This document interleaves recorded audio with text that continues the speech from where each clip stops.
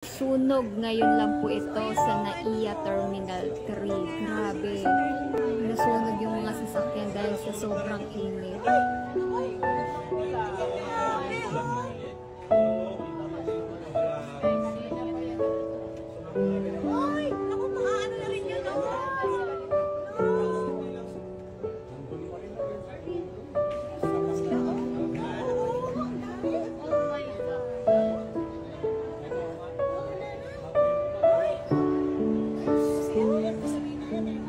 Ayan, dumating na yung mga bumbero. Buti na lang dumating na yung mga bumbero, guys, para wala na ibang madamay na sasakyan. Kawawa naman yung mga may-ari ng mga sasakyan.